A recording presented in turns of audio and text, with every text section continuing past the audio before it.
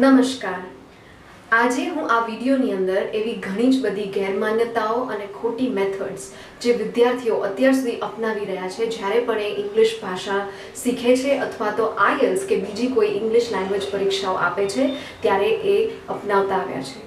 જો આપણે આ ગેરસમજો અને ગેરમાન્યતાઓને અપનાવશું તો આપણો જે ગોલ છે ભાષા શીખવાનો એ આપણે ક્યારે પણ અચીવ નહીં કરી શકીએ। એટલે મેં પ્રથમ વિડીયો જ જે મિસકન્સેપ્શન્સ, ગેરમાન્યતાઓ અને રોંગ મેથડ્સ, ખોટી ટેકનિકો છે એના રિલેટેડ હું પ્રસ્તુત કરું છું। તો ચાલો સ્ટાર્ટ કરીએ। પ્રથમ પોઈન્ટ છે practising with material above your language level. તમારા લેવલ કરતાં વધારે હાયર લેવલનું ઇંગ્લિશ તમે વાંચો છો, જુઓ છો અથવા તો સાંભળો છો તો એ તમને બેનિફિટ નહીં કરે।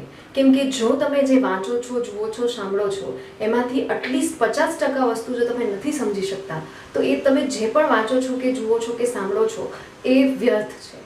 હંમેશા એક વસ્તુની ધ્યાન રાખવાની છે કે આપણો જે લેવલ છે આપણે એટલા લેવલનું અથવા તો એનાથી થોડું વધુ લેવલનું આપણે કોન્ટેન્ટ વાંચીએ। બીજી ઇમ્પોર્ટન્ટ વાત એ છે કે આઈએલ્સ એક્ઝામ કોઈ કોમ્પિટિટિવ એક્ઝામ નથી કે તમે જેટલું બી એનું રીડિંગ કર્યું, લિસનિંગ કર્યું, જેટલા બી ટેસ્ટ તમે સોલ્વ કર્યા એટલા જ વધારે તમને સ્કોર આવશે। બિલકુલ નહીં, એ બહુ જ ગેરસમજ છે। તમે જ્યારે કોચિંગ સ્ટાર્ટ કરો છો ત્યારે તમે દિવસના કેટલા લિસનિંગ ટેસ્ટ કરો છો અને કેટલી રીડિંગ ટેસ્ટ કરો છો એના બેસિસ ઉપર તમે ક્યારે પણ તમારી ભાષાને જજ નહીં કરી શકો અને તમે ઇમ્પ્રૂવ પણ નહીં કરી શકો। કારણ કે જો તમારું લેવલ એક બિગિનર લેવલ છે અથવા તો ઇન્ટરમીડિયેટ લેવલ છે અને તમે જો આઈએલ્સના રીડિંગ પેસેજ કરો છો અથવા તો લિસનિંગ પેસેજ કરો છો એની અંદર 50%થી વધુ ઇન્ફોર્મેશનની તો તમને ખ્યાલ જ નથી આવતો કે કોન્ટેન્ટ કેવા શું માંગે છે તો એ વસ્તુ કરવાનો કોઈ જ ફાયદો નથી। જે પણ વિદ્યાર્થી આઈએલ્સ એક્ઝામ આપતા હોય અથવા તો બીજી કોઈ પણ એવી એક્ઝામ આપતા હોય એ પહેલાં ખાસ ચેક કરે કે પોતાનું લેવલ કેટલું છે એ પ્રમાણેના કોન્ટેન્ટ એ લોકો યુઝ કરે। બીજી એક ઇમ્પોર્ટન્ટ હું વાત કહું તો એવા ઘણા જ બધા વિદ્યાર્થીઓ છે જે એવું માને છે કે રોજના બેસિસ ઉપર ઇંગ્લિશ મૂવીઝ જોવાથી સબટાઇટલ્સવાળી એ લોકોનું ઇંગ્લિશ સુધરી જશે, પણ એ લોકો એ નથી વિચારતા કે ઇંગ્લિશ મૂવીઝનું જે લેંગ્વેજ લેવલ છે એ એના અન્ડરસ્ટેન્ડિંગની કમ્પ્લીટલી બહાર છે। એ લોકો જે કરી રહ્યા છે એ ખાલી પિક્ચરને કમ્બાઈન કરીને એક ઇન્ટરપ્રિટેશન કાઢે છે કે આ લોકોએ આવું કીધું હશે, જ્યારે એ લોકો સબટાઇટલ્સ પણ એટલા ફ્લુએન્ટલી વાંચી નથી શકતા, એટલું એનું લેવલ હોતું નથી। એ ખાલી એક્શન ઉપરથી આઈડિયાઝ અને પોતાના રીતે જજ કરે છે કે આ સિક્વન્સમાં શું વાતચીત થઈ હશે, જે વસ્તુ તમને ક્યારે પણ ફાયદો નહીં કરે। શરૂઆત હંમેશા લોઅર લેવલથી કરવાની છે। જો તમારું જેમ મેં કહ્યું કે બિગિનર અથવા તો ઇન્ટરમીડિયેટ લેવલ હોય તો તમારે ખાસ ધ્યાન રાખવાનું છે કે તમારે સ્ટોરી અથવા તો કોઈ શોર્ટ વિડીયોઝ જેની અંદર બહુ બેસિક ઇંગ્લિશ બોલવામાં આવે છે એવા વિડીયોઝ જોવાના છે। સ્લોલી એન્ડ ગ્રેજ્યુઅલી તમે હાયર મૂવ કરો કે તમે કોઈ ઇન્ટરવ્યૂઝ જુઓ, તમે કોઈ બીજા એવા વિડીયોઝ જુઓ જેમાં થોડી ઘણી સારી લેવલની ઇંગ્લિશ વાપરવામાં આવી છે અને પછી તમે હોલિવૂડ મૂવીઝમાં જમ્પ કરો। ડિરેક્ટલી તમે મૂવીઝ જોવાનું સ્ટાર્ટ કરી દેશો તો એમાંથી ઓલમોસ્ટ 80% કોન્ટેન્ટ તો તમારા ઉપરથી જશે, તમને કાંઈ આઈડિયા જ નહીં આવે કે એ લોકો શું વાત કરી રહ્યા છે।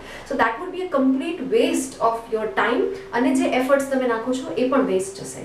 એટલે એ બહુ જ જરૂરી છે કે તમે જે પણ કોન્ટેન્ટ લ્યો છો એ તમારા લેવલથી થોડો ઊંચો હોય। તમે જેમ જેમ પ્રેક્ટિસ કરશો એમ ધીમે ધીમે તમારું લેવલ ઊંચું થતું જશે અને પછી તમે એ હાયર લેવલના મટીરિયલ સુધી પહોંચી શકશો। Point number 2, translation. ટ્રાન્સલેશન એક એવી પદ્ધતિ છે કે જે આપણા સ્કૂલિંગ સિસ્ટમમાં બહુ ડીપલી રૂટેડ છે।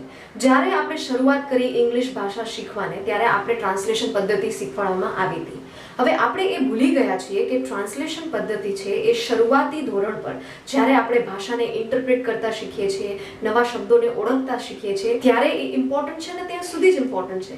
જો આગળ જતાં તમે એ વસ્તુનો ઉપયોગ કરશો તો તમે ઇંગ્લિશ ભાષા પર ક્યારે પણ કમાન્ડ નહીં લાવી શકો। આજે ઘણા જ બધા વિદ્યાર્થીઓ જેનું મીડિયમ ઓફ ઇન્સ્ટ્રક્શન ઇંગ્લિશ નહોતું એ જ્યારે ઇંગ્લિશ બોલે છે ત્યારે હંમેશા એ માઇન્ડમાં ગુજરાતીમાં વિચારે છે અથવા તો એની મધર ટંગમાં વિચારે છે। એ વસ્તુ એ લોકોને જ્યારે પણ ઇંગ્લિશ ભાષા એ બોલે છે ત્યારે પ્રોબ્લેમ આપે છે। આ ટ્રાન્સલેશન પદ્ધતિ હંમેશા એક બાધા સ્વરૂપે એની સામે આવીને ઊભી રહી જાય છે।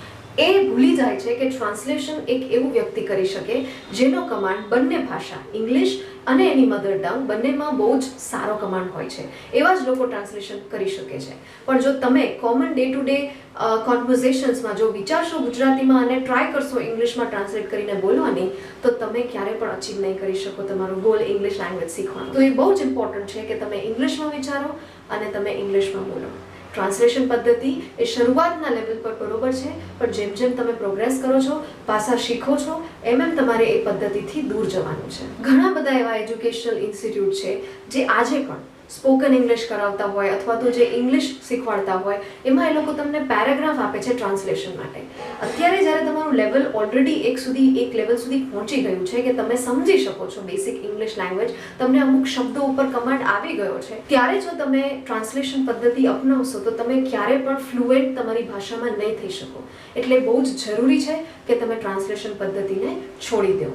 Point number 3, memorising grammar rules. જે વિદ્યાર્થીઓનું મીડિયમ ઓફ ઇન્સ્ટ્રક્શન ઇંગ્લિશ નહોતું એ લોકોએ સ્કૂલ લેવલ પર ગ્રામર પર એટલું બધું ફોકસ કર્યું છે કે આજે જ્યારે એ રિયલ લાઈફમાં ઇંગ્લિશ બોલવા જઈ રહ્યા છે તો ગ્રામર રૂલ્સમાં એ બહુ જ કન્ફ્યુઝ થઈ જાય છે અને કોન્શિયસ થઈ જાય છે. નેચરલી ભાષા નીકળતી નથી.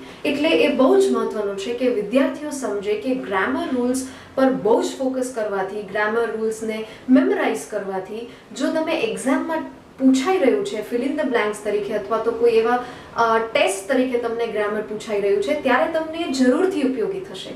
પણ જ્યારે તમે રિયલ લાઈફ કોન્વર્ઝેશન કરશો, જ્યારે તમે ઇંગ્લિશમાં વાતચીત કરશો ત્યારે ક્યારેય બી તમે નહીં વિચારો કે તમે આજે કયા ટેન્સમાં બોલવા જઈ રહ્યા છો. એટલે બહુ જ જરૂરી છે કે તમે ગ્રામર ઉપરનો આટલો બધો ફોકસ જે છે એ તમે હટાવી અને તમે વધારે પડતા સેન્ટેન્સ ઇન્સ્ટ્રક્શન ઉપર ધ્યાન આપો. કયા વર્ડ્સ જે છે એ સાથે જઈ રહ્યા છે એના ઉપર વધારે ધ્યાન આપો. રિયલ લાઈફ કોન્વર્ઝેશન્સ જે છે એના ઉપર વધારે ફોકસ કરો. વધારે ઇંગ્લિશને વાંચો, સાંભળો તો તમારું જે આ સ્પોકન ઇંગ્લિશ અને ફ્લુઅન્સી છે એ ઓટોમેટિક આવશે. એના માટે તમારે ગ્રામર રૂલ્સ મેમરાઇઝ કરવાની કોઈ જ જરૂર નથી. એ ખાલી અને ખાલી અન્ડરસ્ટેન્ડિંગ માટે છે, એ પાકા કરવા માટે નથી બન્યા. Point number 4, need of a language partner. હવે જેમ મેં વાત કરી કે હું છેલ્લા 10 વર્ષથી ઘણા બધા વિદ્યાર્થીઓને ઇંગ્લિશ અને આઇલ્સ ભણાવતી આવી છું. હવે મારા અનુભવ પ્રમાણે ઘણા જ બધા વિદ્યાર્થીઓની હંમેશા એક કમ્પ્લેન રહે છે કે મેડમ મારા ઘરમાં મારી સાથે કોઈ ઇંગ્લિશમાં વાત કરવાવાળું નથી, મારી ઓફિસમાં મારી સાથે કોઈ ઇંગ્લિશમાં વાત કરવાવાળું નથી, મારા ફ્રેન્ડ્સ મારી સાથે ઇંગ્લિશમાં વાત નથી કરી રહ્યા, તો હું કઈ રીતે બોલતા શીખું. હવે હું એ બધા જ વિદ્યાર્થીઓને આજે જણાવવા માંગુ છું કે ઇંગ્લિશ ભાષા શીખવા માટે તમને કોઈ પાર્ટનરની જરૂર પડતી નથી. જો તમારી પાસે પાર્ટનર છે તો એ બહુ જ સારી વાત છે, પણ એક મહત્વની વાત એ પણ છે કે એ પાર્ટનરનું લેંગ્વેજ સ્કિલ્સ તમારા કરતાં ઘણી જ સારી હોવી જોઈએ. એ પાર્ટનર પણ ઇંગ્લિશમાં બહુ જ ફ્લુએન્ટ હોવું જોઈએ. જો લેંગ્વેજ પાર્ટનરની ઇંગ્લિશ સારી નથી તો એ તમને ક્યાંય તમારા ફોલ્ટ નહીં કાઢી શકે, એ તમને ક્યાંય સાચું માર્ગદર્શન નહીં આપી શકે. એટલે જો તમારી પાસે લેંગ્વેજ પાર્ટનર નથી તો તમારે કોઈ ચિંતા કરવાની જરૂર નથી. એક હું તમને ટિપ આપીશ જેનાથી તમે એટલીસ્ટ તમારું એક્સપ્રેશન્સ, તમારા ઇન્ટોનેશન્સને ધ્યાનમાં રાખી શકો છો. તમે રોજ તમારા પોતા સાથે મિરરની સામે વાતચીત કરો અને તમારા એક્સપ્રેશન જુઓ, તમારા ઇન્ટોનેશન જુઓ, કઈ રીતે તમારા ઇંગ્લિશ ભાષાની અંદર તમે વધારે પડતા એક્સપ્રેશન નાખી શકો છો, બહુ જ વ્યવસ્થિત રીતે વાતચીત કરી શકો છો, એ તમે સેલ્ફ એનાલાઇઝ કરી શકો છો મિરર સામે વાત કરીને. બહુ જ સારી પ્રેક્ટિસ છે, એટલે એ અપનાવો. Point number 5, memorising words from dictionaries. હવે આ પણ એક બહુ જ કોમન પ્રેક્ટિસ છે વિદ્યાર્થીઓમાં કે એ લોકો જ્યારે ઇંગ્લિશ ભાષા શીખે છે ત્યારે દિવસના રોજ 20-25 વર્ડ્સ ડિક્શનરીમાંથી નોટ ડાઉન કરે છે. હવે આ ટેકનિક હેલ્પફુલ એટલે ન થાય કેમ કે એક હ્યુમન બિંગની કેપેસિટી હોય વર્ડ્સને યાદ રાખવાની અને જ્યારે જે ડે ટુ ડે લાઈફમાં એ કોન્વર્ઝેશન કરે છે ત્યારે એને રિકોલ કરવાની.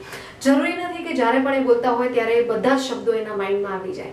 બીજી ઇમ્પોર્ટન્ટ વસ્તુ એ છે કે ઇંગ્લિશ લેંગ્વેજમાં કોલોકેશન્સ ઉપર બહુ જ ધ્યાન દેવાની વસ્તુ છે. કોલોકેશન્સ એટલે બધા જ શબ્દો એક જ અર્થમાં ફિટ નથી થતા, અલગ અલગ રીતે યુઝ થાય છે.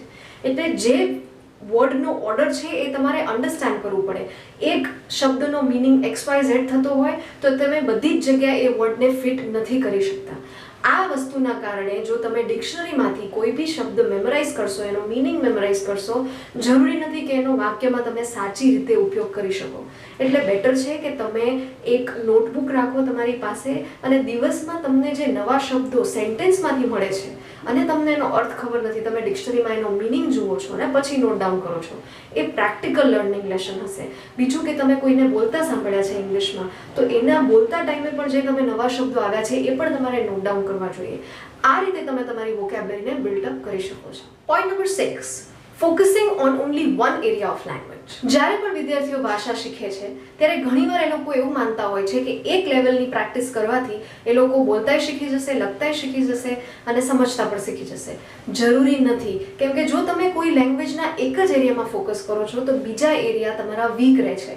આજે જો તમે બહુ જ બધું સાંભળો છો ઇંગ્લિશમાં પણ લખવાની પ્રેક્ટિસ નથી કરતા, તમારી વાંચનની પ્રેક્ટિસ નથી, તો તમે ખાલી સમજી શકશો પણ તમે ફ્લુએન્ટલી બોલી નહીં શકો. અને બોલી પણ શકશો તો એટલું એટલું ફ્લુએન્ટલી નહીં હોય. કેમ કે આ પ્રક્રિયામાં એવું છે કે જો તમે કોઈ એક એરિયા પર ફોકસ કરો છો તો એ બીજા એરિયાને ઓટોમેટિકલી રેઇનફોર્સ કરશે. એટલે બેટર છે કે તમે બધા જ આસ્પેક્ટ એક સાથે કરો સ્ટડી, એકને પકડીને ન બેસો. હું તમને એક બહુ સિમ્પલ ઉદાહરણ આપું તો ઘણા જ બધા વિદ્યાર્થીઓ મને એમ કહે છે કે મેડમ હું રોજ સવારે ઉઠીને ન્યૂઝપેપર વાંચું છું, અડધો કલાક વાંચું છું, કલાક વાંચું છું, પણ છતાંય મારું ઇંગ્લિશ લેંગ્વેજ ઇમ્પ્રૂવ થતી નથી. હવે અગેન આ વસ્તુ બહુ જ જાણવા જેવી છે કે રોજના બેસિસ પર એકની એક એક્ટિવિટી કરવાથી તમારું mind over a period of time saturate થઈ જશે. પછી તમને ઇન્ટરેસ્ટ નહીં આવે. તમે એક્ટિવિટી કરતા હશો પણ તમે કોન્શિયસલી નહીં કરતા હો, તમારું માઇન્ડ બીજે ક્યાંક હશે. એટલે બેટર છે કે તમે ઇંગ્લિશને બહુ જ અલગ રીતે અપનાવો. એક ભાષા છે, તમે સાયન્સ મેથ્સ નથી સ્ટડી કરી રહ્યા, એ રીતના જો તમે એને સ્ટડી કરશો તો તમે ક્યારેય પણ ભાષાને અચીવ નહીં કરી શકો. એટલે બેટર છે કે તમે ભાષાની જે પ્રેક્ટિસ છે એ પોતાને એન્ટરટેનમેન્ટ તરીકે લો. ફોર એક્ઝામ્પલ, તમે જે પણ એક્ટિવિટી કરો છો, ચાહે વાંચનની હોય, જોવાની હોય, બોલવાની હોય, એ એવી રીતના કરો કે એક બર્ડન તરીકે ના આવે તમારા ઉપર, અને તમે એન્ટરટેન પણ થાઓ અને સાથે સાથે તમે ભાષા પણ શીખો. એટલે આ રીતે જો તમે પ્રેક્ટિસ કરશો તો ડેફિનેટલી તમને હેલ્પફુલ થશે. Last and final point, expecting too much from your self in short period of time. Again આ એક બહુ જ મોટી પ્રોબ્લેમ છે. જેવા તમે ઇંગ્લિશ ભાષા શીખવાની શરૂઆત કરી છે એવું તમારે રિઝલ્ટ જોઈએ છે. તમે ભૂલી જાઓ છો અગેન કે આ કોઈ કોમ્પિટિટિવ એક્ઝામ નથી કે તમને within 1 week or 2 week of practice તમને રિઝલ્ટ મળશે. આ એક પ્રોસેસ છે. ભાષા શીખવી એ હંમેશા એક પ્રોસેસની વસ્તુ છે. એ તમારે સ્લોલી એન્ડ ગ્રેજ્યુઅલી ડેવલપ થાય છે. એક સાથે જો તમારે ફ્રૂટ્સ એના લઈ લેવા હોય તો એ પોસિબલ નથી. તમારે ધીરે ધીરે વાતાવરણ ક્રિએટ કરવાનું છે, ડેઇલી બેસિસ ઉપર ઇંગ્લિશ લેંગ્વેજ એક્ટિવિટીઝ કરવાની છે, અને સ્લોલી એન્ડ ગ્રેજ્યુઅલી તમને ડેફિનેટલી રિઝલ્ટ્સ મળશે. પણ તમારે તમારી પાસેથી પેશન્સ એક્સપેક્ટ કરવાનું છે. તમારે પેશન્સ હોવું બહુ જ જરૂરી છે. ઇંગ્લિશ ભાષા શીખવાને તમે ક્યારેય પણ સ્પ્રિન્ટ કન્સિડર ના કરો. હંમેશા એવું વિચારો કે ઇંગ્લિશ ભાષા શીખવી એક મેરેથોન છે. જેટલું તમે સ્લોલી જશો એટલું જ તમને વધારે રિઝલ્ટ મળશે. એટલે કોઈ દિવસ તમારી પાસેથી બહુ જ બધા એક્સપેક્ટેશન્સ રાખવા નહીં જ્યારે પણ તમે કોઈ ભાષા શીખી રહ્યા છો, કે એ એક્સપેક્ટેશન્સ છે એ તમને પછી ડિમોટિવેટ કરશે જો તમે short period of time result achieve નથી કરતા તો. આઈ હોપ કે તમને આ વિડીયો પસંદ આવ્યો હોય અને તમને આ ઉપયોગી લાગ્યો હોય. આવતા ઘણા જ વિડીયોની અંદર હવે હું ટિપ્સ ટ્રિક્સ છે, IELTS લેંગ્વેજ એક્ઝામ ક્રેક કરવાની ટેકનિક્સ છે, એ બધા વિશે ડિટેલમાં ચર્ચા કરીશ. એટલે તમે બની શકે એટલું તમારા મિત્ર વર્તુળની અંદર તમારા સગા સંબંધીઓ જેને પણ ઇંગ્લિશ લેંગ્વેજ શીખવી હોય અથવા તો જે લોકો IELTSની એક્ઝામ માટે પ્રિપેરેશન કરતા હોય એના સુધી મેક્સિમમ આ વિડીયો પહોંચાડો. જો ગેરસમજો જશે તો જ તમે રાઇટ ટેકનિકથી પ્રેક્ટિસ કરી શકશો અને તો જ તમને રિઝલ્ટ મળશે. તમારો દિવસ શુભ રહે. Stay tuned. ધન્યવાદ.